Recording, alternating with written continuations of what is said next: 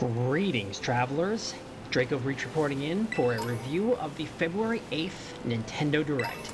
Because it appears E3 has lost its relevance, I am considering replacing my annual E3 review with a regular review of developer presentations. This may be selective with a focus on Nintendo Directs, but I will certainly consider Sony's State of Plays and any other major presentations or announcements. I will mention that this is a scripted recording, so bringing up anything spontaneous, like my cat's actions, should be the only unscripted events. I won't cover all the games that were announced due to personal interests, but I will say this about the general presentation. There was plenty of showmanship to go with every trailer. Nothing was pure spectacle, you got real gameplay with most of the announcements, while there were some games I just did not care about, be it Rhythm, Fashion, or Katamari. I will say that my only real disappointment was Mega Man Battle Network Legacy Collection and Tales of Symphonia being reduced to the sizzle level. Regardless, the Nintendo Direct opened with a trailer for Pikmin 4. Based on the vague trailer in the last Direct, I can't say I was expecting to see more details so soon, let alone a July release date. They showed off some interesting gameplay elements, a new ice Pikmin, a dog Pikmin companion, cave explorations, a la Pikmin 2, and planetside nighttime. I'm looking forward to learning more. I'll follow the opening with upcoming DLC. As I have not followed Dead Cells, I was pleasantly surprised to see that Konami greenlit the return to Castlevania content. It certainly feels like a big deal, but I won't hold my breath on Konami returning to form. Additionally, Mario Kart 8 Wave 4 DLC was announced, and they are bringing a whole new track and character into the mix. Although the character is from Double Dash, but regardless. Makes me wonder if they will ramp things up with the remaining waves, though. Of greater interest to me personally, the story DLC for Xenoblade 3, Fire Emblem Engage, and Splatoon 3 all look intriguing. Only the latter were named, Fell Xenologue and Side Order, and all three were given a vague, to-be-determined release. However, I felt chills seeing Adult Shulk and Rex apparently confronting Alvis as an antagonist. It looks like Takahashi and Monolith Soft will be giving us another retail-worthy release similar to Torna the Golden Country. You know it, I know it, and I cannot wait. With DLC out of the way, perhaps next is the meme theme of the Direct. The last Direct was Farming Sim, and this Direct had actually two themes. Or memes, I should say. One, there was a plethora of crime-solving detective games. Two, Level 5 found a localization partner and is returning in force.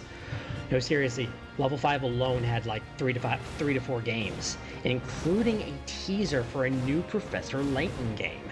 And it gives me some hope we might see a back catalog of Japan-exclusive Switch titles get localized, like Yokai Watch 4. Back to the detective crime dramas. The DS game Ghost Trick is getting a remaster. I missed the boat on this one, so I don't know much about it. I'll keep an eye on it. We learned a bit more about Master Detective Chronicles Raincode, and it appears to have RPG segments. Similarly, the newly announced Deca Police appears to have RPG segments as well. As I've recently gotten into Ace Attorney thanks to Switch remasters, I think I'll keep my eyes on these as well. Speaking of remasters, Etrian Odyssey Origins Collection was announced with updated character illustrations and new difficulty modes, including Picnic for those who found the DS originals to be too hard. We learned more about Kirby's Return to Dreamland Deluxe, including a Magalore epilogue. Interesting that we are getting a new storyline with 20 additional stages and RPG-light elements to rebuild Magalore's powers. When I saw Baten Kaito's HD collection, I was pleasantly surprised. Beyond updated textures, it looks like the cards are being touched up with updated illustrations. The Baten Kaitos duology was an interesting project on the GameCube where Nintendo commissioned Monolith Soft to create RPGs for the little purple box.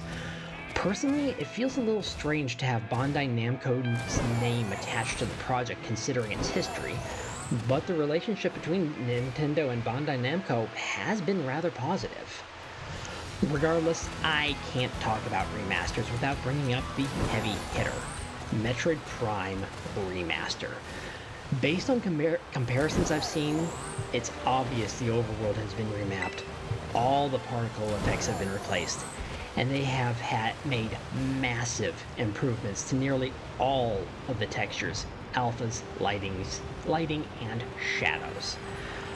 I say nearly because some original developers have complained about the alphas on the doors, and the beam weapons no longer project light on the surroundings. In addition, discussions I've had showcase that all the models have been updated either by subdividing the existing polygons or outright replacing the model atop the existing rigging. However you slice it, this was a massive amount of work and effort, especially for a shadow eShop drop. I'm just glad they are also releasing it physically, and this passion project deserves it. As the Metroid Prime Remaster was the midpoint of the Direct, it is also the midpoint of my discussion video. Next, a couple of games that had been announced previously but showed new details. They showed some additional gameplay details for Bayonetta Origins. While it is certainly less action-packed, it is no less unique. You control Bayonetta as Cereza and Cheshire simultaneously and must intelligently utilize their abilities. Definitely worth paying attention to. While not as revealing, more gameplay was shown for Octopath Traveler 2, and they announced a demo for the opening hours where save data will carry over to the full game. I'm glad to see this tradition going forward, as it gives those interested a chance to get invested in the game and not lose their progress. This entry is also multiplat from release, just in case you're more interested in picking it up on another platform. However, one exclusive I was glad to see make a return was Advance Wars 1+2 Reboot Camp. We received confirmation of an updated release date in April, as well as returning features, map creation, and local multiplayer. Of course, they updated both to work with Nintendo Switch Online.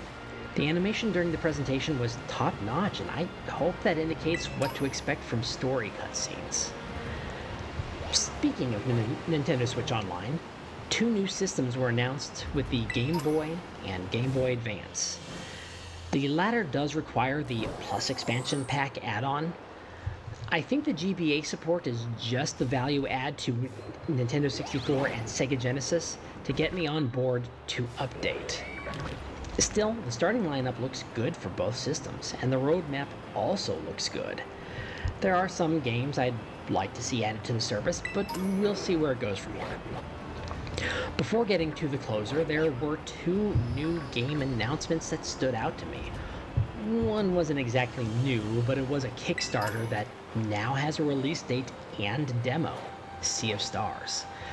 This crowdfunded game has been years in the making, originally planned for PS4 and Wii U release. Honestly, it looks good. I still need to boot up the demo, but I do plan to get this physically on Switch.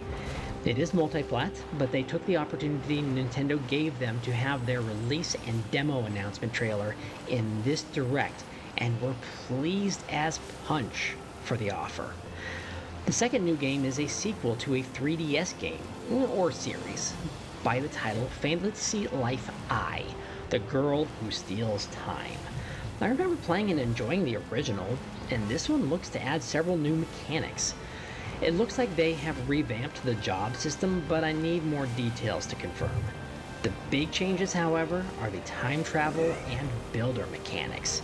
It will be interesting to see how this plays out story-wise, and I am certainly interested in learning more about this title. The Nintendo Direct closed the way most were expecting, with a trailer for The Legend of Zelda: Tears of the Kingdom. It was a big, meaty trailer that revealed quite a lot. It also appears that Ganondorf will be voiced, and he sounds appropriately intimidating. It also appears the same VA will be reprising her role as Zelda, which I personally welcome. There were some mechanics shown with little real context to glean information off of, like new weapons, abilities, and, of all things, vehicles. But I am expecting a blowout Tears of the Kingdom direct before launch, which was reconfirmed for May. Of course, Nintendo also revealed a new Link amiibo and a collector's edition for the game.